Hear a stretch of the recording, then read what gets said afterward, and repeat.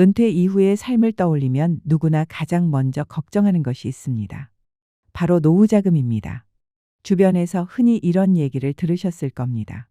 최소 몇 억은 있어야 한다. 국민연금만으로는 절대 부족하다. 적어도 한 달에 3에서 400만 원은 써야 사람답게 산다. 이런 말을 들을 때마다 마음이 무겁고 답답해지지 않으셨습니까? 하지만 저는 상담 현장에서 다른 현실을 확인했습니다. 꼭 억대 자산이 없어도 연금만으로도 충분히 품위 있게 살고 계신 분들이 있습니다. 오늘 말씀드릴 정찬성 씨 부부가 바로 그런 사례입니다. 이 부부는 수도권에 거주하는 평범한 60대 후반 부부입니다. 남편 정 씨는 중견 제조업체에서 30년을 근속했고 아내는 가정과 자녀 양육에 전념해 왔습니다. 퇴직할 당시 손에 쥔 노후자금은 9천만 원, 그리고 매달 들어오는 부부 합산 국민연금 170만 원이 전부였습니다. 일반적으로 많은 사람들은 이렇게 말합니다. 그 돈으로는 노후를 버틸 수 없다. 실제 국민연금연구원 분석에 따르면 부부 기준 적정 노후 생활비는 월 268만 원이고 단순히 30년을 계산하면 약 9억 6천만 원이 필요합니다. 여기에 의료비와 물가 상승을 감안하면 최소 11억 원 가까운 자금이 있어야 안심된다는 계산이 나오죠. 은퇴 설계를 고민할 때 가장 먼저 참고해야 할 것은 현재 기준의 생활비 통계입니다. 많은 분들이 막연히 몇 억 원은 있어야 한다 는 말을 들으며 불안해하시지만 구체적인 수치를 확인하면 훨씬 현실적으로 판단할 수 있습니다. 2025년 국민연금연구원 자료를 보면 부부 기준 적정 노후 생활비는 월 280만 원 내외로 조사되었습니다. 불과 몇 년 전 268만 원이 기준이었던 것과 비교하면 물가 상승과 의료비 부담 증가로 인해 약 10만 원 이상이 오른 셈입니다. 이 수치는 단순히 평균적인 소비 기준이며 개인이나 부부의 건강 상태, 주거 형태, 생활 방식에 따라 차이가 클 수 있습니다. 예를 들어 수도권 아파트에 거주하면서 관리비, 난방비 부담이 큰 가정은 생활비가 평균보다 높게 책정될 수 있고 반대로 자가주택에서 농사를 조금씩 병행하며 생활하는 가정은 훨씬 적은 금액으로도 충분히 살아갈 수 있습니다. 중요한 것은 남의 기준이 아니라 내 가정의 지출 구조를 정확히 파악하는 것입니다. 또 하나 주목할 점은 2025년 현재 고령층의 최대 변수는 의료비라는 사실입니다. 60대 후반 이후에는 당뇨, 고혈압, 관절염 같은 만성질환 관리가 본격화되기 때문에 매달 20만, 30만 원 수준의 추가 지출이 발생하는 경우가 흔합니다. 게다가 최근 건강보험 본인부담률 일부 개편으로 특정 진료 항목은 지원이 줄어 오히려 실지출이 늘었다는 사례도 있습니다. 따라서 단순히 평균 생활비 30년 이꼬르 필요자금이라는 공식만 믿고 준비하는 것은 위험합니다. 물가와 의료비를 고려해 최소 10에서 20%의 안전 버퍼를 잡는 것이 바람직합니다. 예컨대 월 280만 원 기준으로 단순 계산하면 30년 동안 약 10억 800만 원이 필요합니다. 여기에 15% 정도의 안전마진을 더하면 약 11억 6천만 원 수준이 됩니다. 이 수치가 오늘날 금융복지 전문가들이 말하는 안심 노후자금의 근거입니다. 물론 이 금액을 꼭 채워야만 살 수 있다는 뜻은 아닙니다. 다만 막연히 5억, 6억만 있으면 되지 않을까 하고 생각하는 것은 지나치게 낙관적일 수 있다는 점을 강조드리고 싶습니다. 여기서 한 가지 더 짚어야 할 것은 소득원 다변화입니다. 정찬성 씨 부부처럼 국민연금 170만 원에 의존하는 가정도 있지만 기초연금, 사적연금 혹은 소규모 임대수익 등을 합치면 상황은 크게 달라집니다. 특히 2025년 현재 기준으로 만 65세 이상 중 소득 하위 70%에 해당하면 부부 합산 최대 62만 원까지 기초연금을 받을 수 있습니다. 국민연금 170만 원에 기초연금까지 더하면 월 230만 원 이상이 되어 생활비 구조가 한층 안정적으로 바뀌게 됩니다. 따라서 노후자금 설계의 첫걸음은 나는 국민연금으로 얼마를 받을 수 있는가? 기초연금 자격이 되는가? 혹은 사적연금이 있는가를 구체적으로 확인하는 것입니다. 공단 홈페이지나 동사무소 상담창구에서 예상연 금액을 조회해보면 막연한 불안 대신 실질적인 수치가 손에 잡히실 겁니다. 요약하자면 첫째, 최신 통계를 확인하고 둘째, 의료비와 물가를 고려해 최소 10에서 20%의 버퍼를 설정하며 셋째, 본인의 국민연금, 기초연금 수령액을 반드시 조회해야 합니다. 이것이 바로 2025년 현재 전문가들이 권하는 가장 기초적이면서도 확실한 은퇴 준비 방법입니다. 돈이 많지 않아도 계획적으로 접근하면 불안보다 여유가 커진다는 사실을 꼭 기억하시기 바랍니다. 그럼에도 정 씨는 이렇게 말했습니다. 10억 원이 없다고 노후를 포기할 수는 없잖아요. 이 태도에서부터 이 부부의 새로운 삶이 시작되었습니다. 그들은 우선 지출을 재설계했습니다. 퇴직 후에는 자녀 교육비도, 직장 회식비도, 통근비도 모두 사라졌습니다. 대신 늘어나는 것은 의료비, 여가비, 집에서 보내는 시간이었습니다. 그래서 예산을 이렇게 세웠습니다. 식비 60만 원, 공과금 및 주거비 20만 원, 의료비 20만 원, 여가와 취미 10만 원, 통신 및 교통비 10만 원, 경조사와 예비비 15만 원, 합계 135만 원입니다. 연금 170만 원 가운데 20만 원은 비상금으로 따로 떼어두고 남은 15만 원은 매달 예금하거나 예비통장에 모아두었습니다. 이 계획을 지키자 놀랍게도 연금만으로도 생활이 가능했고 은퇴자금 9천만 원은 그대로 손 떼지 않고 유지할 수 있었습니다. 은퇴 이후 생활비를 준비할 때 많은 분들이 간과하는 부분이 있습니다. 바로 공적 지원제도입니다. 단순히 국민연금만 바라보면 부족하다는 생각이 들 수 있지만 실제로는 다양한 제도를 함께 활용하면 생활의 여유가 훨씬 커집니다. 제가 상담 현장에서 자주 강조하는 것도 바로 이 점입니다. 첫째, 기초연금입니다. 2025년 현재 만 65세 이상이고 소득 하위 70%에 해당하면 부부 합산 최대 62만 원까지 받을 수 있습니다. 예를 들어 국민연금으로 월 170만 원을 받는 부부가 기초연금까지 더하면 월 소득이 230만 원 이상으로 늘어납니다. 이 차이는 단순히 수치가 아니라 생활의 안정감을 바꿔주는 중요한 힘이 됩니다. 특히 국민연금 수급액이 적은 분들에게는 기초연금이 사실상 제2의 안전망 역할을 합니다. 둘째, 의료비 지원 제도입니다. 건강보험공단은 만 65세 이상 어르신에게 정기적인 건강검진을 무료 혹은 저비용으로 제공합니다. 또 당뇨, 고혈압, 치매 등 만성질환을 가진 경우는 관리 프로그램에 등록하면 약제비와 진료비를 일부 감면받을 수 있습니다. 일부 지자체는 추가로 노인 틀니 지원, 백내장 수술비 지원, 무릎 관절 수술비 보조 같은 제도를 운영하고 있습니다. 실제로 한 상담자분은 무릎 수술비 200만 원 중 절반을 지자체 지원금으로 충당해 큰 부담을 덜었습니다. 셋째, 주거 및 난방비 보조입니다. 겨울철 난방비 상승은 고령층에게 큰 고민이 됩니다. 그러나 정부는 에너지 바우처라는 제도를 통해 저소득 고령 가구의 난방비를 지원합니다. 또한 오래된 보일러를 교체할 때 일정 금액을 보조받을 수 있는 에너지 효율 개선 사업도 시행 중입니다. 이를 모르는 분들이 많아 제때 신청하지 못하는 경우가 많습니다. 넷째, 교통비 문화 생활 지원입니다. 만 65세 이상이면 지하철 무임승차 혜택을 받을 수 있고 일부 지역은 버스도 무료 또는 할인 혜택을 제공합니다. 또 복지관, 평생학습관에서는 요가, 탁구, 미술, 악기 등 다양한 프로그램을 무료나 저렴한 비용으로 운영합니다. 단순히 비용 절감 효과뿐 아니라 사회적 고립을 막고 삶의 활력을 높여줍니다. 다섯째, 돌발 상황 대비 긴급복지제도입니다. 갑작스러운 의료비, 주거 문제, 자녀 지원 부담이 생겼을 때 지자체 주민센터를 통해 긴급복지 지원을 받을 수 있습니다. 일정 기준에 해당하면 의료비, 생계비, 주거비를 단기간 지원받아 위기를 넘길 수 있습니다. 이런 제도가 있다는 사실을 아는 것만으로도 심리적 안정감이 커집니다. 결국 은퇴 생활은 단순히 개인의 저축과 연금만으로 꾸려가는 것이 아닙니다. 국가와 지자체가 운영하는 각종 제도를 얼마나 잘 찾아 활용하느냐에 따라 같은 자산으로도 삶의 질이 크게 달라집니다. 저는 상담할 때 늘 이렇게 말씀드립니다. 연금이 부족하다고 한숨 쉬지 마시고 먼저 내가 받을 수 있는 혜택이 무엇인지 꼼꼼히 확인하십시오.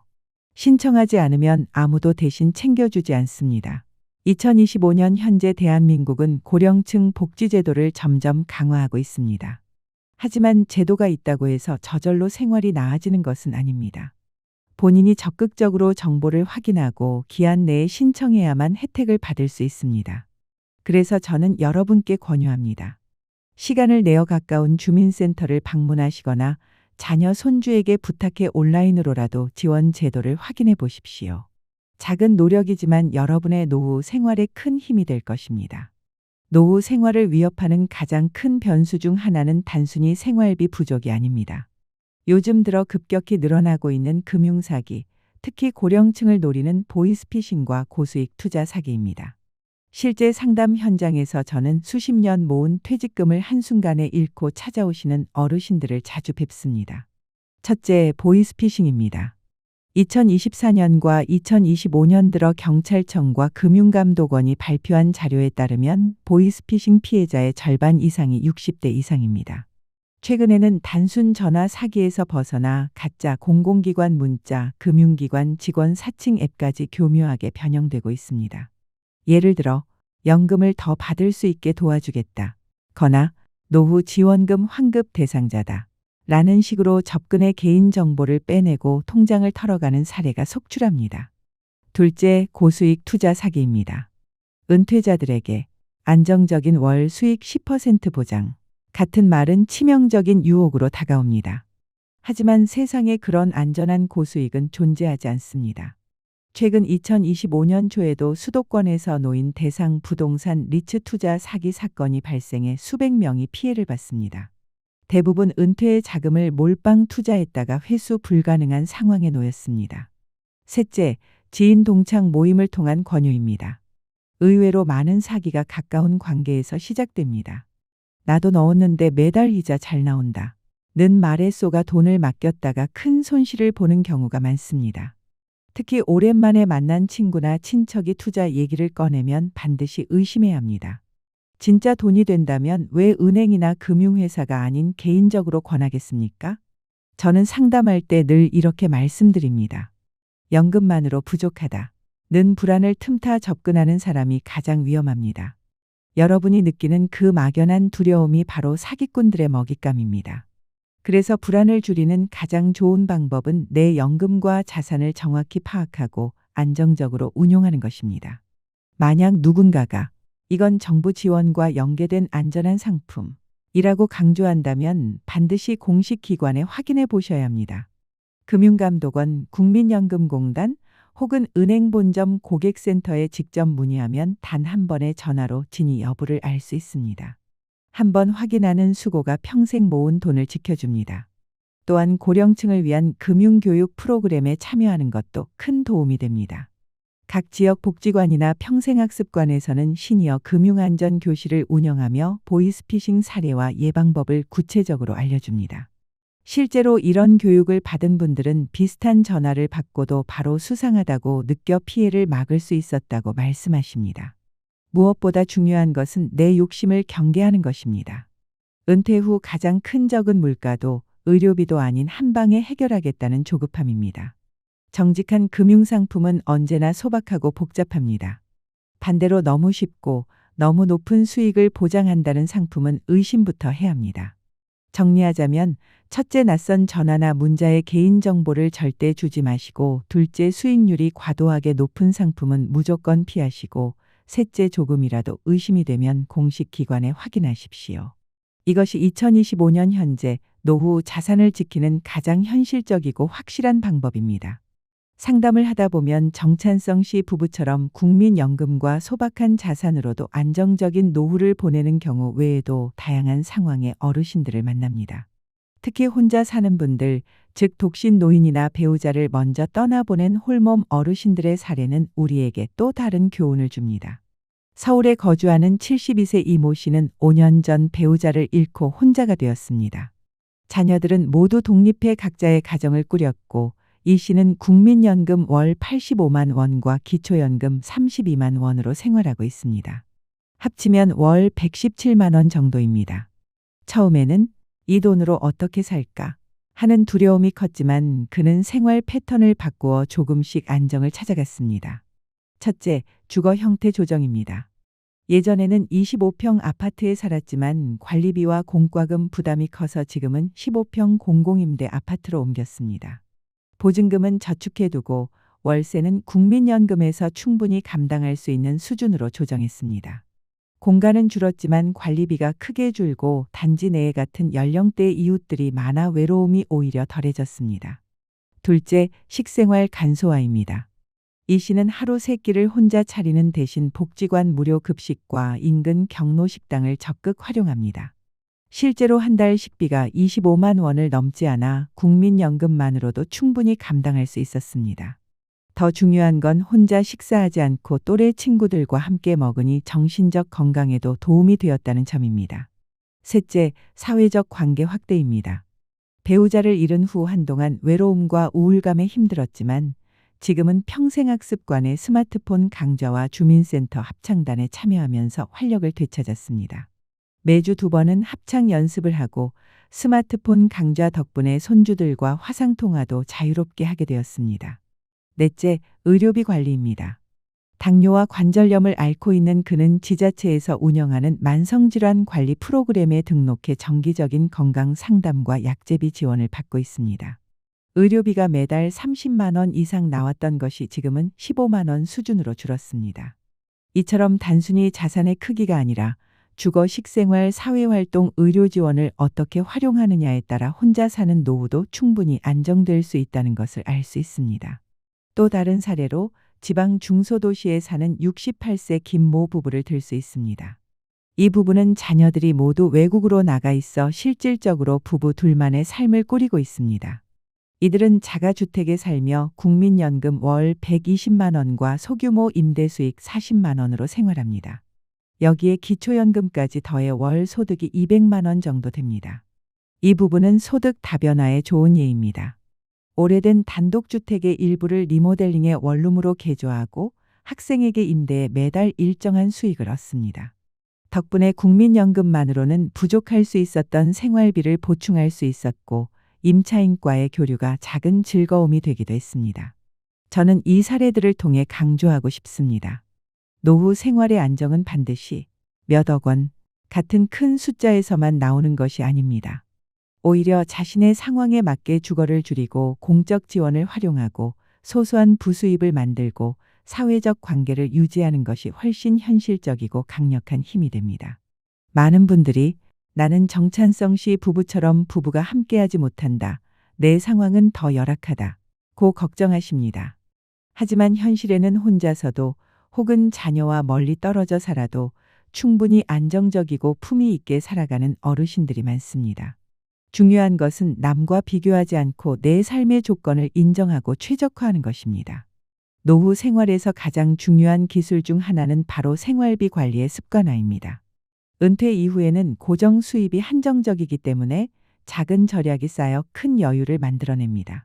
저는 상담 자리에서 늘 이렇게 말씀드립니다. 돈을 버는 것보다 지출을 조절하는 것이 훨씬 더 확실한 자산 관리 방법입니다. 첫째, 식비 절약입니다. 많은 어르신들이 마트에서 계획 없이 장을 보다가 불필요한 지출을 합니다. 제가 권하는 방법은 3가지입니다. 첫째, 전단지를 미리 확인해 할인 품목을 중심으로 일주일 식단을 짜는 것. 둘째, 저녁 7시 이후 할인되는 반찬 채소를 활용하는 것.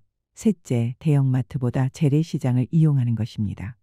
실제로 상담자 한 분은 이 3가지 습관만으로 한 달 식비를 10만 원 이상 줄였고 건강도 오히려 더 좋아졌다고 말씀하셨습니다. 둘째, 공과금 관리입니다. 2025년 들어 전기가스 요금이 꾸준히 오르고 있습니다. 하지만 절약할 방법도 많습니다. 예를 들어 LED 전구로 교체하면 전기요금을 20% 이상 아낄 수 있고 가스보일러는 난방 온도를 1도만 낮춰도 월 1만 원 이상 절약할 수 있습니다. 여름철에는 선풍기를 병행하고 겨울철에는 전기장판과 내복을 활용하는 것이 효과적입니다. 셋째, 통신비 절약입니다. 많은 어르신들이 아직도 고가 요금제를 사용하고 계십니다. 하지만 2025년 현재 시니어 전용 저가 요금제가 통신 3사에서 모두 제공되고 있습니다. 데이터 사용이 적은 경우 월 2만, 3만 원대 요금제로 충분합니다. 자녀나 손주의 도움을 받아 요금제를 재조정하면 매달 3만 5만 원을 절약할 수 있습니다. 넷째, 교통비 절약입니다. 만 65세 이상이면 수도권 지하철 무임 혜택을 받을 수 있고 일부 지자체에서는 버스까지 무료 혹은 할인 혜택을 제공합니다. 또 택시 대신 시니어 공용 콜밴 서비스를 운영하는 지역도 있으니 확인해 두시면 좋습니다. 단순히 돈을 아끼는 것뿐만 아니라 대중교통을 이용하면서 사회적 활동 기회도 늘어납니다. 다섯째, 문화생활을 저렴하게 즐기기입니다. 무료 프로그램을 적극 활용하는 것이 핵심입니다. 복지관과 평생학습관에서는 요가, 미술, 악기 강습, 스마트폰 강의 등 다양한 프로그램을 무료 혹은 저렴한 비용으로 제공합니다. 또한 공공도서관에서는 영화 상영과 강연회를 열어 별도의 비용 없이도 풍성한 문화생활을 누릴 수 있습니다. 한 어르신은 주 2회 복지관 프로그램에 참여하면서 우울증 약을 끊게 됐다 고 말할 정도로 경제적 효과뿐 아니라 정신적 건강에도 큰 도움이 됩니다. 여섯째, 의료비 절약입니다. 정기검진을 빠짐없이 받으면 큰 질병을 조기에 발견해 치료비를 아낄 수 있습니다. 또한 국가에서 제공하는 예방접종 폐렴구균, 독감 등을 챙기면 매년 수십만 원을 절약할 수 있습니다. 건강보험에서 지원하는 만성질환 관리 프로그램에 등록하면 약값도 줄어듭니다. 마지막으로 비상금 관리입니다. 모든 절약의 목적은 단순히 돈을 아끼는 것이 아니라 예상치 못한 지출이 생겼을 때 당황하지 않도록 대비하는 데 있습니다. 저는 생활비의 5에서 10%는 반드시 예비통장에 넣어두라 고 조언합니다. 예를 들어 월 연금이 170만 원이라면 최소 10만 원은 비상금으로 모아두는 것입니다. 이렇게 하면 갑작스러운 의료비나 경조사 비용에도 흔들리지 않고 생활을 이어갈 수 있습니다. 결국 노후의 품위는 큰돈이 아니라 작은 습관에서 나옵니다. 오늘 말씀드린 식비, 공과금, 통신비, 교통비, 문화생활, 의료비 관리 습관은 누구나 실천할 수 있는 방법입니다. 중요한 것은 나는 늙어서 더 이상 배울 게 없다 는 생각을 버리고 새로운 절약법과 지원 제도를 배우려는 태도입니다. 작은 실천이 모여 여러분의 노후를 든든하게 지켜줄 것입니다. 물론 무조건 아끼기만 한 것은 아닙니다. 돈을 크게 쓰지 않으면서도 삶의 질을 지키는 방법을 찾아냈습니다. 아침이면 소박한 식사를 함께하고 동네 공원을 산책하며 이웃과 담소를 나눕니다. 복지관에서 점심 식사를 하고 무료 요가 수업에 참여하며 저녁에는 시장에서 신선한 재료를 저렴하게 구입해 식탁을 풍성하게 차립니다. 복지관에서는 요가만 듣는 게 아닙니다. 남편은 북클럽과 동양화를 배우고 아내는 우쿨렐레를 익혔습니다. 일주일에 2~3번은 복지관 체육관에서 함께 탁구도 치며 땀을 흘렸습니다. 해외여행도 마다하지 않아 일본 온천 여행과 국내 부산, 제주 여행을 다녀오기도 했습니다. 정 씨 부부는 말합니다. 소소하지만 따뜻한 삶이야말로 진짜 부유합니다. 물론 예상치 못한 지출도 있었습니다. 오래된 보일러를 교체하는데 230만 원이 들었고 남편은 당뇨와 고혈압 초기 진단을 받아 의료비가 조금 늘었습니다. 가족 경조사로 주기금을 부담해야 했고 자녀를 잠시 돕기도 했습니다. 하지만 준비해둔 비상금과 꼼꼼한 예산 덕분에 이 모든 상황을 크게 흔들리지 않고 넘길 수 있었습니다. 이 부부가 예상치 못한 상황들을 무너지지 않고 넘길 수 있었던 비결은 단순히 비상금 통장 하나 때문만이 아니었습니다. 무엇보다 중요한 것은 언제나 서로를 격려하며 계획을 함께 세워나갔다는 점입니다. 제가 수많은 상담에서 확인한 사실은 노후 생활을 안정적으로 이끄는 힘은 숫자보다 태도에서 나온다는 것입니다. 정 씨 부부의 노후가 특별한 이유는 예산표를 잘 작성했기 때문이 아니라 은퇴 이후 삶을 대하는 자세가 분명했기 때문입니다. 그들의 생활 철학을 요약하면 이렇습니다. 첫째, 건강을 잃으면 돈도 소용없다. 둘째, 소득에 맞춰 사는 습관이 곧 여유를 만든다. 셋째, 돈보다 마음이 중요하다. 넷째, 자식보다 부부의 행복이 먼저다. 다섯째, 없으면 없는 대로, 있으면 감사하며 산다. 이 단순하지만 힘있는 원칙들이 위기의 순간에도 부부를 흔들리지 않게 만들었습니다. 지금 손에 쥔 노후 자금이 남들보다 적다고 걱정이 태산이신가요? 하지만 누군가는 그보다 훨씬 적은 돈으로도 안정되고 행복하게 살아갑니다. 핵심은 금액이 아니라 그 안에서 안정과 의미를 찾아내는 태도입니다. 정 씨 부부처럼 말입니다. 저는 여러분께 말씀드리고 싶습니다. 괜히 몇 억이 있어야 노후가 가능하다는 자극적인 말에 휘둘리지 마십시오. 그 말은 오히려 여러분을 겁주고 지갑을 열게 하려는 장사꾼들의 전략일 수 있습니다. 중요한 건 현실에 맞는 계획과 마음가짐입니다. 오늘의 이야기가 막연한 불안 대신 작은 용기와 실천으로 이어지길 바랍니다. 지금까지 원더풀 인생 후반전이었습니다. 함께 해주셔서 감사합니다.